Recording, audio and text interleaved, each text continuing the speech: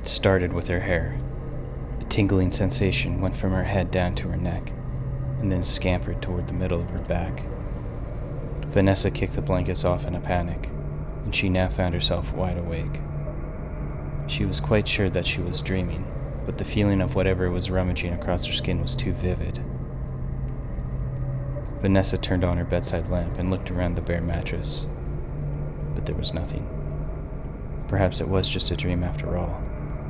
She warily killed the light, still suspicious that some bug or insect was active in her room. She closed her eyes in an attempt to sleep, but the same tickling feeling touched her toes, and Vanessa shot her eyes open.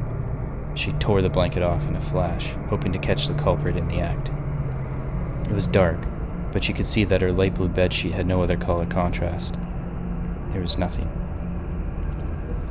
2 days went by without any incident, and each night Vanessa checked around her bed and under her pillow just to be sure. On the third night, she had a nightmare wherein she was trapped in a coffin with insects. They were in her hair, on her face, and even inside of her mouth. No matter how much she swatted, plucked, or shook, they infested every inch of her being. The dream went on for a long while before Vanessa snapped out of it. She instinctively ran out of her room and into the kitchen, where she stayed for many minutes. She panted, and her mind raced. It wasn't that she was even afraid of insects, but these dreams, they were so strange to her. She had never experienced anything like them before. Eventually, she returned to her bedroom and turned on the light. She looked under her blanket, her pillow, even under her bed, but there was no sign of anything foreign in her room.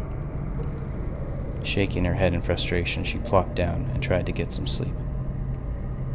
A week passed, and Vanessa's parents were harping on her to clean her room. Begrudgingly, she opened her blinds to let the sunlight in and got to work. She'd start with vacuuming, so at least her parents could hear that she was doing something. She turned the unit on and pressed it to the carpet. She then attached the hose so that she could suck up the dust along the moldings. When she got to her nightstand, she had to kneel. Some of her boxes and school books blocked the way, so she pulled them out, and when she did, a spider jumped out from behind one of the books. However, at second glance, it was dead, turned upside down with curled legs. Vanessa did not think much about it at first. She had seen spiders in her room before, especially in the summer. But when she moved the last box, the one right against the wall, her eyes widened as she saw but a dozen dead spiders. Some were big, some small, but they all seemed to have traveled to that particular corner of the room to die. Was it a coincidence? Were the spiders really crawling over her at night?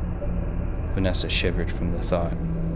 In a dubious stupor, she quickly disposed of the carrion collection. One thing she knew for certain was that she would check every inch of her room before she slept that night, and every night to come.